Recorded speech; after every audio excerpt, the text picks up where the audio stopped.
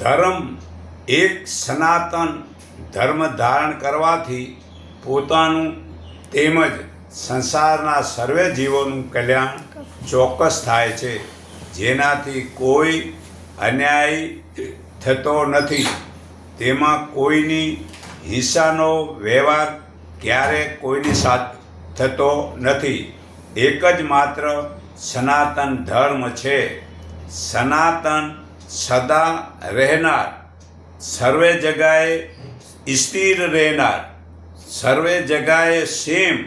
અહીંયા ઘરની અંદર પણ એ તત્વ સેમ છે, બહાર પણ સેમ છે, આ પૃથ્વીની ચારો તરફ પણ સેમ છે. સૂર્ય, ચંદ્ર, તારા વગેરેને ટેકો આપી રાખે છે. એ જ પરમપિતા પરમાત્માને સનાતન કહેવાય છે. તે સ્થિર એક સરખો બધે જ રહે છે. તે પરમાત્માના ગુણો, તે આત્મા પરમાત્માનો અંશ છે અને તે કોઈ જાતના પરિવર્તન વિના હર હંમેશા એવો જ રહે છે. તે ભૌતિક વસ્તુમાંથી મુક્ત થતાં પછી પરમાત્મામાં ભળે છે. કપાતો નથી કે ભીંજાતો નથી કે બળતો નથી કે સુકાતો નથી. તેવો તે પરમપિતા પરમાત્મા છે. તેનો અંશ પણ તેવો જ છે. તેથી સૂર્ય ગ્રહ ઉપર પણ જીવો રહે છે અને આ સનાતન પરમપિતા પરમાત્મા વિશે ગીતા અધ્યાય 2 શ્લોક 24નો ભાવાર્થ છે. બીજું કે તે પરમાત્માના મુખ્ય કર્મ 5 છે. એક, સંસારને બનાવવો. બીજું, સંસારનું પાલન કરવું. ત્રીજું, સંસારનો નાશ કરવો. ચોથું, વેદોનું જ્ઞાન આપવું. અને પાંચમું, સારા ખરાબ કર્મોનું ફળ આપવું. તે પરમાત્માનો મનુષ્ય સાથે મિત્ર અને પિતા અને પુત્ર, માતા અને પુત્ર, ગુરુ અને શિષ્ય, રાજા અને પ્રજા, સાધ્ય અને સાધક, ઉપાસય ઉપાસક, વ્યાસય વ્યાપક વગેરે અનેક સંબંધો છે. તે પરમાત્મા સાથે આ અનેક સંબંધો છે. જ્ઞાની લોકો પથ્થરની મૂર્તિને માનતા નથી, પણ જીવતા દેવી દેવતાને માને છે. તો જીવતા દેવી દેવતા પહેલાં પિતૃદેવો ભવ, માતૃદેવ ભવ, તેને માનો. તે જ આપણને ખવડાવે છે અને પાળી પોષીને મોટા કરે છે. કોઈ પણ મૂર્તિ શું આપને મતલબ ખવડાવે, પીવડાવે કે પાળી પોષીને મોટા કરે છે? થોડુંક તો વિચારો. તો માતા પિતાને માનો, વળી અતિથિ દેવ અને ગુરુ જીવતાને માને છે. વળી જેને પોતાને શંકા છે કે મારામાં જ્ઞાન નથી, તે ખરેખર જ્ઞાની નથી, પરંતુ સદ્ગુરુ વડે જ્ઞાન થયા પછી શંકા રહેતી નથી. તે પરમાત્મામાં મન પુરાવે છે. તે શ્રેષ્ઠ છે અને આત્મા પરમાત્મામાં લીન કરવાથી મોક્ષ પામે છે. જેમ સમુદ્રના તરંગોના મોજાના રૂપ અને નામ પડે છે, તે તરંગો સમુદ્રમાં ભળે છે ત્યારે નામ રૂપ મટી જાય છે. તો આત્મા, તે આત્મા વડે આ પ્રકૃતિનું શરીર વડે મનુષ્યનું નામ અને રૂપ પડે છે. પણ જ્યારે આ આત્મા શરીરમાંથી નીકળી જાય છે તેને રામ રૂપવાળું આ શરીર ફીટી જાય છે ને ખાલી આત્મા જ રહે છે. જેમ જળના તરંગો થઈને મોજા દેખાય છે ને નામ રૂપ દેખાય છે તરંગાના, પણ જેમ સમુદ્રમાં ભળવાથી નામરૂપ રહેતા નથી, તેમ આ શરીરના નામરૂપ પડે છે જ્યાં સુધી આત્મા સાથે છે. પણ જ્યારે આ શરીર નાશ પામે છે ત્યારે આ નામરૂપવાળું શરીર નાશ પામે છે ને આત્માનો નાશ થતો નથી. તો ખરેખર શરીરને જુઓ છે કે તેની તો શ્રી કૃષ્ણ વગેરેના શરીરને જુએ છે કે તેની મૂર્તિને પૂજે છે તે જ્ઞાની નથી, પરંતુ શ્રી કૃષ્ણ વગેરેના શરીરની અંદરના આત્મા તત્વને જાણે છે તે જ્ઞાની છે. તે જ્ઞાની લોકો કેમ બધા જ્ઞાની કેમ થાય તેવું જ્ઞાન માટે સર્વને કહે છે. તો ખરેખર આપણે આ ધર્મના 10 લક્ષણને જાણો. ધર્મના 10 લક્ષણ: પહેલું કે ધૂતિ એટલે સંતોષ, બીજું ક્ષમા, બીજાના અપકાર પર અપકાર કરવો નહીં, બીજો ભૂલ કરે તો એના ઉપર ભૂલ કરવી નહીં, ત્રીજું દમ મન પરનો કાબૂ રાખવો, ચોથું અસત્ય અન્યાયથી પારકું ધન લેવું નહીં, પાંચમું શૌચ માટી અને પાણીથી શરીર સફાઈ રાખવી, છઠ્ઠું ઇન્દ્રિયો નિગ્રહ ઇન્દ્રિય વગેરેને કાબૂમાં રાખવી, સાતમું બુદ્ધિ શાસ્ત્રાદિનું તત્વજ્ઞાન જાણવું, આઠમું પરમાત્માની વિદા આત્મા જ્ઞાન જાણવું, નવમું સત્ય સંપૂર્ણ સાચું જ્ઞાન સત્યને જ પરમાત્મા કહેવાય છે એ જ્ઞાન જાણવું, દસમું અક્રોધ એટલે ક્રોધ ન થવા દેવો. તે આમ 10 ધર્મના લક્ષણો છે.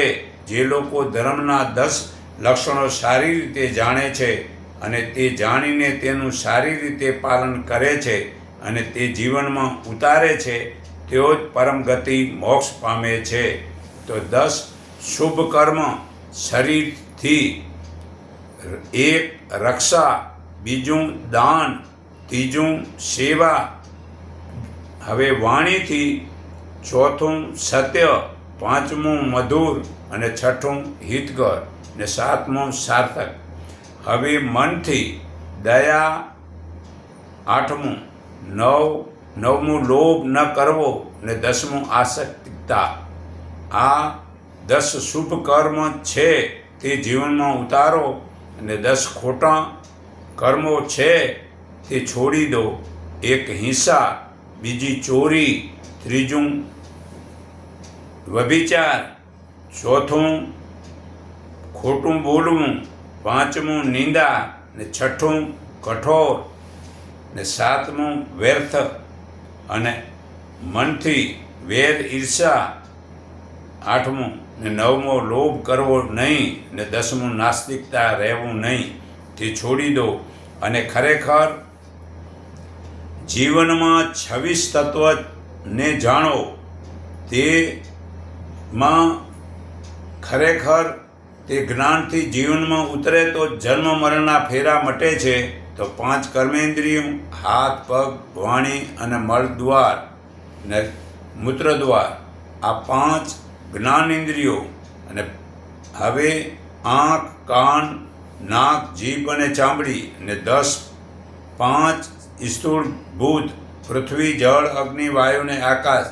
આ 10 + 5 15 ને 5 સૂક્ષ્મ ભૂત, 5 માત્રા: શબ્દ, સ્પર્શ, રૂપ, રસ ને ગંધ. આ 15 ને 5 વિષયા અને મન, બુદ્ધિ, અહંકાર ને પ્રકૃતિ. આ આત્માને આ 24 તત્વો, આત્મા 25મો ને પરમાત્મા 26 તત્વનો જાણો.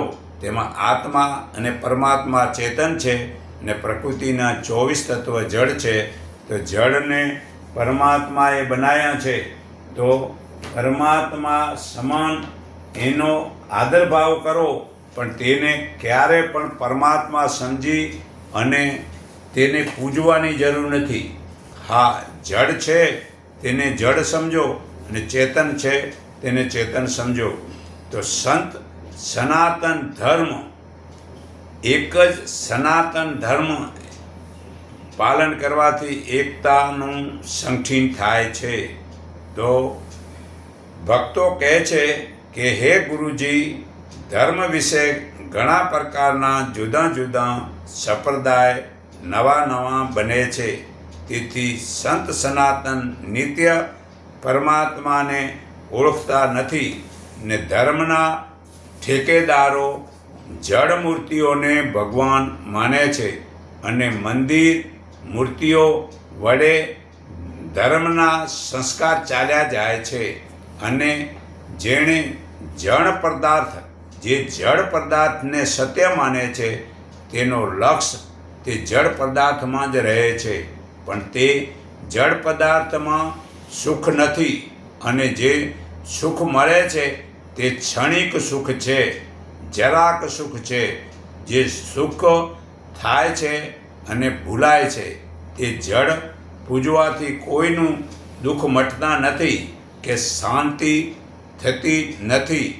મનુષ્ય ભૌતિક પદાર્થોમાં સુખ માન્યો છે, પણ જો તે પદાર્થનો 2-4 ગણો ઉપયોગ કરીને અનુભવ કરી જુઓ તો ખબર પડે છે કે 2-4 ગણું સુખ મળે છે, પણ નથી મળતું. ઉપરથી 2-4 ગણું દુઃખ વધે છે. જેટલી ભૌતિક વસ્તુ વધારો તેટલા દુઃખી થતો જાઓ છો. આજથી જુઓ, 82ની સાલમાં આપણા ગામ આણસરમાં લાઇટ નહોતો, તે માટે ન ઘરમાં પંખો, ન ફ્રીજ, કૂલર, કોઈ પણ પ્રકારનું ઇલેક્ટ્રિક સાધન નહીં, તો ન એનું બિલ ભરવું કે ન એને રિપેર કરવા કે કોઈ પણ પ્રકારનો ખર્ચ ઇલેક્ટ્રિકની જરૂર નથી. તો ઓછામાં ઓછા જીવન 20% પૈસા એમાં જરૂર પડતા નહોતા ને સાદું જીવનથી જીતા હતા. પણ જ્યારે લાઇટ આવી તો આ બધાએ જે ફ્રીજ, કૂલર કે એર કન્ડિશન કે આ પંખા વગેરે મતલબ કે જે આવ્યા તેના રૂપિયા ખર્ચવા, તે બગડે ને રિપેર કરવા, તો એ કેટલું ખર્ચ થાય. તો વિચારો, જેટલી ભૌતિક વસ્તુની સગવડ વધે તેટલું પાછી ઉપાધિ વધે. તો જ્યાં સુધી જેટલું મતલબ ભૌતિક સુખ વધારશો એટલા દુઃખી થશો. જો ઉપરથી શાંતિ જોઈતી હોય તો કોઈ પણ સંપ્રદાયમાં જવું તે છોડી દો, ને સાચું સુખ અને શાંતિ જોઈતી હોય તો સંપ્રદાયને છોડવી જ પડે છે. અને સનાતન ધર્મનો અનુભવ જ્ઞાનથી સાચું સુખ અને સાચી શાંતિ મળે છે. સનાતન ભગવાન નિત્ય છે, તો તેનું સુખ નિત્ય છે, શાંતિ કાયમ મળે છે. ધર્મનો અર્થ એ થાય છે કે સત્ય કર્મને જ ધર્મ કહેવાય છે. સનાતન ધર્મ વડે પરમાત્મામાં તમારી શ્રદ્ધા હંમેશા ટકી રહે છે. વિશ્વ બ્રહ્માંડનો ધારક પરમાત્મા સનાતન છે. પરમાત્મા પોતે જ સનાતન સ્વરૂપ છે. તે નિરાકાર તત્વ વડે તે આ જગતને બનાવે છે. કોઈ મૂર્તિએ જગત બનાવે નથી. શું પથ્થરની મૂર્તિઓ જગત બનાવે છે? થોડુંક તો વિચારો. ધર્મના ઠેકેદારો ધર્મ અને કર્મમાં ફેર છે. તે અંધશ્રદ્ધાવાળા લોકો દીવો કરે છે, અગરબત્તી કરે છે, શ્રીફળ વધારે છે. આ શ્રીફળ એટલે આ માથામાં અજ્ઞાન કાઢી ગુરુ ને માતા પિતાને પગે લાગો તો આ સાચું શ્રીફળ વધાર્યું કહેવાય. બાકી ઝાડવાના શ્રીફળ વધારવાથી કોઈનું કલ્યાણ થાય નહીં.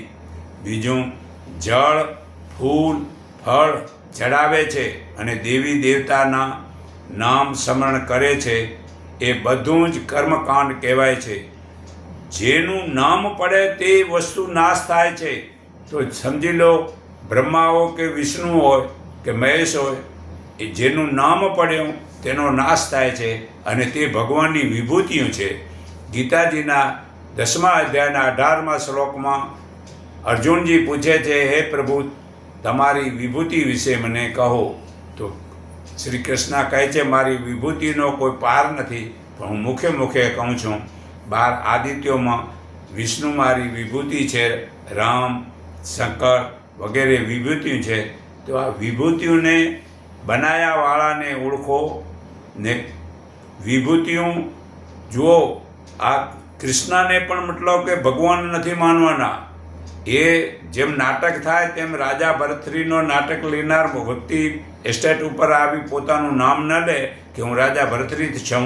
તેમાં આ ગીતા બનાવવામાં પરમપિતા પરમાત્માનો એ પાત્ર ભજવે છે એટલે એ કહે છે. બાકી એ પણ મતલબ કે ભગવાન નથી, ભગવાનનો પાત્ર ભજવે છે. તો તેને લોકો જે મતલબ કે આ બધું કર્મ કહેવાય છે, નામ સ્મરણ કરવું એ કર્મ કહેવાય છે. તેને લોકો કર્મને જ ધર્મ માને છે. તેથી લોકો તે દેવી દેવતાના મંદિર જોઈને માળા ફેરવે છે તથા દાન આપે છે. એ ધર્મ નથી, તે કર્મ છે. તે કર્મ ભોગવવા ફરી જન્મવું પડે છે. વળી તેથી સાચા પરમાત્મા ભૂલાઈ જાય છે. તેથી શક્તિ ઘટે છે, સંઠીન થતું નથી અને ભયંકર જુદાપણાની દિવાલો ચણાય છે. એકબીજામાં વેરસા વધે છે. તો જુદાપણાના દિવાલો દૂર કરવાનો ઉપાય માત્ર એક જ સનાતન ધર્મ જ્ઞાન અનુભવે છે ત્યારે વર્ણનો ભેદ મટે છે, જાતિ ભેદ મટે છે, ઈષ્ટદેવ ભેદ મટે છે અને સંપ્રદાય ભેદ મટે છે, ગુરુ ભેદ મટે છે. આ સર્વે ભેદો એક સનાતન ધર્મ પાલન કરવાથી બધા જ પ્રકારના ભેદો મટે છે. તો ગીતા અધ્યાય 5:18-19 તે જ્ઞાનમાં જેમનું મન એક સમાન ભાવે સ્થિર થયું છે, જેનું પાપ છૂટી ગયું છે, તે મનુષ્ય મૃત્યુના બંધનમાંથી મુક્ત થઈ જાય છે. તેવા જ્ઞાનીઓ બ્રાહ્મણમાં, ગાયમાં, કૂતરામાં તથા હરિજનમાં, ભંગીમાં, કોલીમાં કે ચંડાળમાં પણ સમાન ભાવની દ્રષ્ટિ રાખે છે. તે અહીં જ જન્મ મરણરૂપી સંસારને જીત્યો છે. કારણ કે સનાતન પ્રભુ નિર્દોષ અને સમાન છે. જેથી સમદર્શી મનુષ્યો પરમાત્માને જ સ્થિર રહેલા છે. તે સંત સનાતન ધર્મમાં સર્વે લય પામે છે. સનાતન ધર્મ અનુભવ સંત શ્રી રોહિદાસ પાસેથી મીરાબાઈને થયો હતો. ત્યારે શ્રી મીરાબાઈએ સારથીને કહ્યું, એ ભાઈ રથને પાછો વાળ, એ ઘટમાં બેઠો ગળનારો સંત રોહિદાસે એ શાન બતાવી ને સાહેબ ખેલે છે ચોધારો. એ આ પરમાત્મા આ ઠસોઠસ અહીંયા મતલબ ભરેલા છે, હજરા હજુર છે અને એ આપણે જોયા કરે છે. એ છુપાયેલા નથી ને આપણે એ તત્વને જાણતા નથી. અને ખરેખર તે તત્વને ભૂલી જવાથી તેને આપણે મતલબ કે ભૂલી ગયા છીએ. તે આ નાથ તુમ જાનત હો સબ ઘટ કી, મીરા ભક્તિ કરે પ્રગટ કી. નહીં મેં પિયર સાસરે, નહીં પીપાજી કે સાથ, મીરાને ગોવિંદ મળ્યો જબ મળ્યા રોહિદાસ. તો સનાતન ધર્મનું જ્ઞાન મીરાબાઈને થયું કે આર પાર જ્ઞાનનો અનુભવ થયો હતો કે મીરાબાઈ મૂર્તિ પૂજવાનું છોડી દીધું હતું અને સનાતન તો અનાદિ છે કરીને પછી મૂર્તિ પૂજન છોડી અને પરમાત્માના ધ્યાનમાં રહી હતા. તો અનાદિના ધર્મ છે, કોઈ મનુષ્યનો બનાવેલો નથી. સનાતન અખંડ અનાદિ ધર્મનો સાર આત્મા સાત્કાર છે. ત્રિસદ્ગુરુ જીવતા પાસેથી જ્ઞાનનો અનુભવ લક્ષ્ય પ્રાપ્ત થઈ શકે છે. એ સનાતન આત્મા પોતે છે. ગીતા અધ્યાય 2:24 પુરાવો છે. તેઓ સનાતન ધર્મનું જ્ઞાન પ્રકારના વડે મોહ છોડીને સ્વતંત્ર બની શુદ્ધ ચેતન પરમાત્મા સ્વરૂપમાં સ્થિર થવું છે. અને સનાતન ધર્મ એ નામ મંત્ર કે સંપ્રદાય નથી, પરંતુ એ આધ્યાત્મિક સાત્કાર છે. તે સનાતન ધર્મને જાણવાથી મંત્ર શબ્દની જરૂર રહેતી નથી. સર્વે વાણીથી પાર છે. પરા, પછતી, મધ્યમ અને આ વેખરી, આ 4 વાણીની 52ની બહાર જવું છે. તો સનાતન લોકો જ્ઞાનવાન હોય છે, તે શીલવાન હોય છે ને સત્યવાદી હોય છે. સનાતન ધર્મના સિદ્ધાંત છે પવિત્રતા અને એકતાનો પાયો જ ધર્મ છે. સર્વે ધર્મ સનાતન ધર્મમાં સમાઈ જાય છે. આપણે કેવળ ધર્મને, શબ્દને સમજી શકીએ છીએ, પણ શબ્દ જ જડ, તે ધર્મમાં સમાવેશ કેવી રીતે થાય? થોડુંક તો વિચારો. સનાતન પ્રભુને કોઈક વિરલા જ અનુભવી શકે છે. હજારો મનુષ્યમાં કોઈક જ સિદ્ધિ માટે યત્ન કરે છે, અને યત્ન કરતાં સિદ્ધિઓમાં કોઈક જ પરમપિતા પરમાત્માને જાણે છે. આ ગીતા અધ્યાય 7 શ્લોક 3માં પુરાવો છે. તો શ્રી કૃષ્ણ ભગવાને અર્જુનને કહ્યું, દેવી દેવતાના સર્વે ધર્મો છોડીને તું મારા એકના શરણે આવ, હું તને સર્વ પાપોથી છોડાવીશ. તું મોજ શોક ન કર. ગીતા અધ્યાય 18 શ્લોક 66માં પુરાવો છે. તો દેવી દેવતાના બીજા ધર્મ ગમે એટલા ઊંચા લાગતા હોય તો પણ તારા માટે તે ઉપયોગી નથી, કે તારા હિતના પણ નથી. કારણ કે તે સંત સનાતન પરમાત્મા સુધી જઈ શકતા જ નથી. બીજા ધર્મ એટલે કે જે ઇન્દ્રિયોના ધર્મ, શ્રાવણ, સાંભળવું તે કાનનો ધર્મ છે. બીજું સૂંઘવું તે નાકનો ધર્મ છે. ત્રીજું રસ ચાખવો તે જીભનો ધર્મ છે. ચોથું સ્પર્શ તે કરવો તે ચામડીનો ધર્મ છે. પાંચમું રૂપ જોવું તે આ આંખનો ધર્મ છે. છઠ્ઠું સંકલ્પ કરવો તે મનનો ધર્મ છે. સાતમું ચિંતન કરવું તે ચિત્તનો ધર્મ છે. હે અર્જુન, આ શરીરનો ધર્મ, પ્રાણના ધર્મો, મનના ધર્મો, આ બધા ધર્મો તારા નથી. તે બધા જ ધર્મો પરમાત્માનો સાચો આનંદ આપનારા પણ નથી. કારણ કે જેના જ્ઞાનનો અનુભવ થાય તે સનાતન ધર્મ છે. સનાતન ધર્મનું પાલન કરવાથી લોકોમાં માનવતા આવે છે, સમાનતા આવે છે અને એક સંકીર્ણ થાય છે, જેનાથી પોતાનું, સમાજનું અને રાષ્ટ્રનું કલ્યાણ થાય છે. આ સનાતન ધર્મ પાલન અતિ થોડું કરે હોય તો પણ મનુષ્ય જન્મ મરણના ભવથી છૂટી જાય છે. ગીતા અધ્યાય 2 શ્લોક 40માં પુરાવો છે. આ સનાતનમાં થોડોક પણ મતલબ જ્ઞાન થયું, તેના જન્મ મરણ છૂટી જાય છે. આ ગીતા અધ્યાય 2 શ્લોક 24માં પુરાવો છે.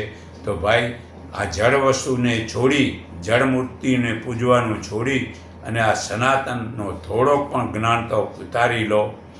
તો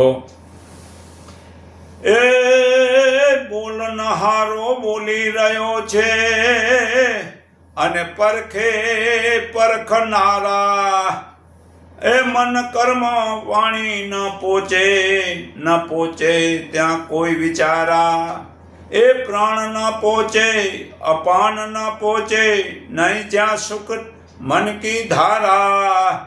જાપ અજંપા અટકી રહે, જાપ અજંપા એટલે મૌન રહેવું, નહીં કોઈ તત્વ કા સહારા. એ રજોગુણ તમોગુણ સતોગુણો ન પહોંચે. રજોગુણ તમોગુણ સતોગુણ એટલે બ્રહ્મા વિષ્ણુ મેં સમજો. નહીં કોઈ દેહ અવસ્થા સારા.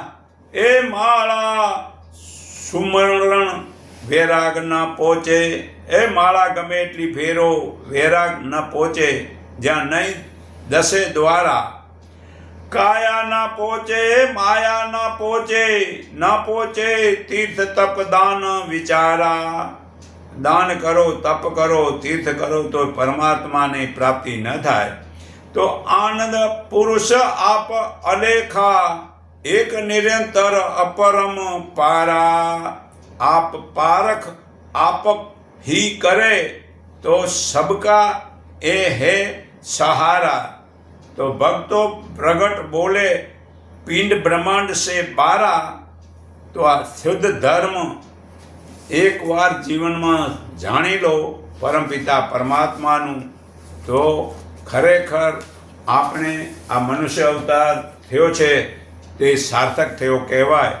તો જીવન મુક્ત પરમાત્માને ચોક્કસ પામે છે। જે કરો તે ચોક્કસ કરો। તો સવારે ઉઠીને પહેલાં પરમાત્મા નિરાકાર છે તેને આમ નમસ્કાર કરો અને તેમને ધન્યવાદ આપો કે હે પ્રભુ, આજે તમોએ મારો દિવસ વધારી આપ્યો। પછી નાકે જે બાજુ શ્વાસ આવે છે તે પગને પથારીને નીચે પહેલાં મૂકો। પછી શૌચ પતાવી સ્નાન કરતાં ભગવાન યાદ કરો તે તીર્થ બને છે। પછી ધ્યાન કરો, ભગવાનનું તે ઘર મંદિર બને છે। પછી યોગાસન કરો, તે આશ્રમ બને છે। પછી ભોજન કરતાં ભગવાનને યાદ કરો, તે ભોજન પ્રસાદ બની જશે। પછી ચાલતાં ભગવાનને યાદ કરો, તે તીર્થ યાત્રા બની જશે। પછી જે કર્મ કરો ત્યારે ભગવાનને યાદ કરો, તે ભક્તિ બની જશે।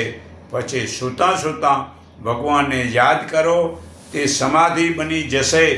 પછી ઉન્મની અવસ્થા એટલે કે પરમાત્માના જ્ઞાનથી એકતા, તે ધ્યાન છે, તે જ્ઞાન નક્કી, તે જ આસન છે, તે નિત્ય જ્ઞાનનો પ્રકાશ, તે દીવો છે, તે હું છું એવો ભાવ, તે નમસ્કાર છે। મૌન તે સ્તુતિ છે। મૌન થઈ ગયા એટલે આમ સ્તુતિ સમજો। અને સર્વ પ્રકારના સંતોષ તે મોક્ષ છે એમ જાણે તે પરમાત્મા રૂપ થાય છે। સમુદ્રના મોજા દેખાય છે, તેનું નામ રૂપ દેખાય છે। તે તરંગો સમુદ્રમાં ભળે છે ત્યારે નામ અને રૂપ રહેતા નથી। તેમ આ શરીરનું રૂપ અને નામ પડે છે। તે નામ તે લોકો પાડે છે, અને રૂપ તે માતા પિતાના સંગ વડે શરીર મળ્યો છે। તેની ઈચ્છા વાસનાનો મોહ છોડવાથી આત્માને પરમાત્માનું જ્ઞાન થાય છે। તે જ્ઞાન વડે સર્વમાં સમાન દ્રષ્ટિ રાખી પ્રાણી માત્રના દુઃખો ઓછા કેમ થાય તેવું વેર ઈચ્છા છોડી સમાન ભાવનું વર્તન કરવાથી જીવતાં જ મોક્ષ થાય છે। તો બહારના ભોગોને છોડી પ્રાણાયામ કરી શરીરને શુદ્ધ કરી ઈચ્છા, ભય, કામ, ક્રોધ, લોભ, સ્વાર્થ છોડી દેવાથી સદા મુક્તિનો આનંદ મળે છે। પછી માતા પિતાને પગે લાગી ઘર બહાર જવાથી તે માતા પિતાના આશીર્વાદથી કોઈ પણ નુકસાન નહીં થાય। પછી જે કોઈ મળે તેને નમસ્કાર કરો। સર્વમાં ભગવાન સમજી જીવતાને પૂજો ને જળ પથ્થરની મૂર્તિને પૂજવાનું છોડી દો તો ચોક્કસ લાભ થાય છે। તો પરમાત્માની ઉત્તમ સુખ શાંતિ માટે ઉત્તમ સુખ અને શાંતિ જોઈતી હોય તો પહેલાં ધર્મ એ જ છે પોતાના માતા પિતા અને ગુરુને પગે લાગો। ભગવાન તે સર્વના હૃદયમાં છે। બહારની પથ્થરની મૂર્તિમાં નમવાથી આશીર્વાદ ન મળે। માતા પિતાને પગે લાગી તેનો આશીર્વાદ લઈને ઘરની બહાર જાય છે તેને ચોક્કસ લાભ થાય છે। તેનો દિવસ સારો જાય છે। બીજું ધર્મ પોતાના શરીર વડે યોગાસન કરો, તે શરીર બરાબર રાખવું તે ધર્મ છે। ત્રીજું ધર્મ સવારે 6 થી 6 વાગ્યા પહેલાં ઉઠો તે ધર્મ છે। ચોથું ધર્મ સ્નાન કરી ધ્યાન કરો તે ધર્મ છે। પાંચમું ઉત્તમ પુસ્તકને વાંચીને સત્યનું પાલન કરો તે ધર્મ છે। છઠ્ઠું ધર્મ જે વેર ઈચ્છા છોડી દો તે ધર્મ છે। બીજાનું ધન વગેરેની ચોરી ના કરો, કોઈનો અધિકાર ના લેવો તે ધર્મ છે। આઠમું સર્વ સમાજનું, રાષ્ટ્રનું અને પોતાનું કલ્યાણ માટે સંગીત માટે ત્યાગ તથા સેવા બલિદાન ભાવના રાખો તે ધર્મ છે. 9મું ધર્મ, ઉત્તમ કાર્ય માટે ખરાબ કર્મોને છોડી દો, તે ધર્મ છે. 10મું ધર્મ, સાત્વિક ભોજન લો, તે ધર્મ છે. 11મું ધર્મ, આત્માને ઓળખવા માટે વિદ્વાનોનો સત્સંગ સાંભળી તે જ્ઞાનીને પ્રશ્ન પૂછી તે જ્ઞાન વડે મોહ છોડી સર્વ પ્રાણી માત્રના સુખ દુઃખને પોતાના માનીને સેવા કરો, તે ધર્મ છે. 12મું ધર્મ, ઉત્તમ ગુણ કર્મને સ્વભાવ સુધારવા માટે ધ્યાન કરો, તે ધર્મ છે. પરોપકાર, તે ધર્મ છે. 14મું, નમ્રતા, ત્યાગ, નિર્દોષતા અને સમાનતા, ક્ષમા, દયા, સંતોષ અને સત્યનું પાલન કરો, તે ધર્મ છે. જો મુક્તિની ઈચ્છા જોઈતી હોય તો વિષયોને ઝેર સમાન સમજીને છોડી દો. વિષય 5 છે, શબ્દ, સ્પર્શ, રૂપ, રસ અને ગંધ. તો શબ્દના વિષયથી હરણ મરે છે ને આપણે ટીવીના કે ગમે તે શબ્દ સાંભળવાના છોડતા જ નથી. સ્પર્શના વિષયથી હાથી મરે છે. આપણે ગૃહભાગ કે સ્ત્રીને જરૂરી નથી તેમ છબવા વિના રહેતા નથી. રૂપના વિષયથી પતંગીઓ મરે છે. આપણે રૂપ જોવાનું છોડતા નથી. રસના વિષયથી માછલું મરે છે, તો આપણે જે તે ખાવાનું છોડતા નથી. અને ગંધ વિષયના ભમરો મરે છે કમળમાં ભીડાઈને, તો આપણે પેટ્રોલ, ડીઝલ કે પરફ્યુમ સૂંઘ્યા વિના રહેતા નથી. તે જીવજંતુ એક એક વિષયના ઉપયોગથી મરે છે. મનુષ્ય જુએ છે છતાં મનુષ્ય પાંચેને છોડતા નથી. તો મૃત્યુ કેમ ન થાય? તો પોતાનું આત્મા સ્વરૂપનું જ્ઞાન નથી, તો સદગુરુ વડે પરમાત્માનું જ્ઞાન મેળવી લો. બાકી જુદા જુદા શાસ્ત્રોના શ્લોક બોલતો હોય, જુદા જુદા દેવોને પૂજતો હોય, પણ બ્રહ્મ જ્ઞાન થયા વિના હે અર્જુન બધા કાર્ય નિર્થક નકામા છે. કરોડો યજ્ઞ કરો, કુવા વાવડી કરાવો, કરોડો હાથી ગાયોના દાન કરો, પણ મોક્ષ બ્રહ્મ જ્ઞાન વિના થવાનો નથી. તો ખરેખર બ્રહ્મ જ્ઞાન પ્રાપ્તિ કરવી હોય તો જીવતા વડે જ મળે છે. આથી પરમાત્માને વધારે પ્રિય કોણ લાગે છે? આખી પૃથ્વીમાં પરમાત્માને વધારે પ્રિય કયો મનુષ્ય લાગે છે? જાણો.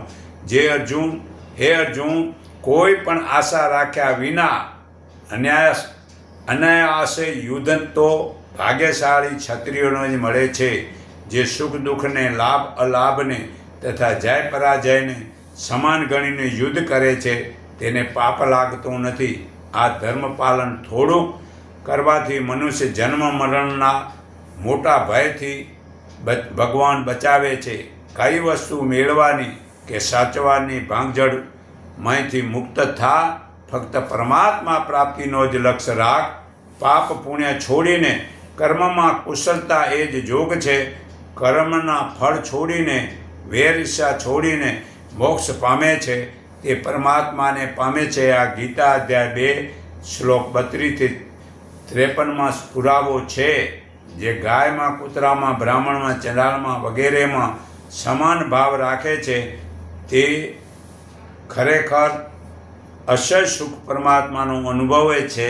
આ ગીતા અધ્યાય 5 શ્લોક 18-21 પુરાવો છે.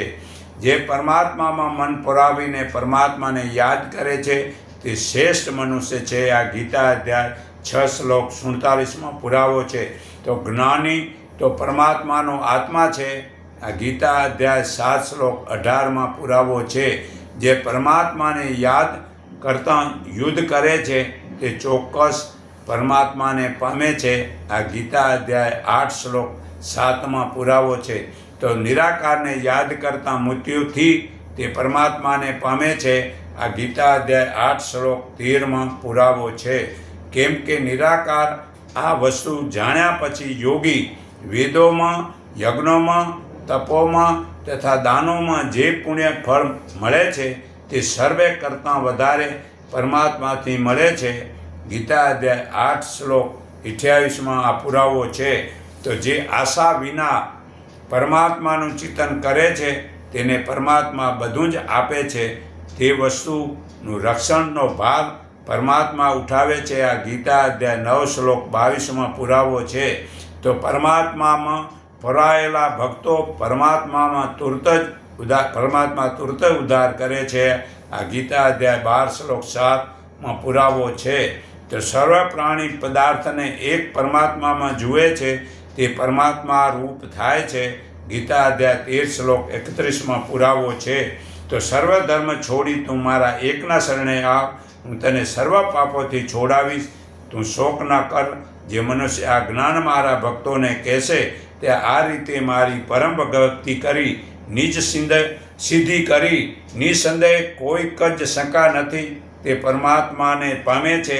તે પરમાત્માને આખી પૃથ્વીમાં પ્રિય લાગે છે. જે ધર્મનો પ્રચાર કરે છે તે જ્ઞાન યજ્ઞથી પરમાત્માનું પૂજન થાય છે. આ ગીતા અધ્યાય 18 શ્લોક 66થી 70માં પુરાવો છે.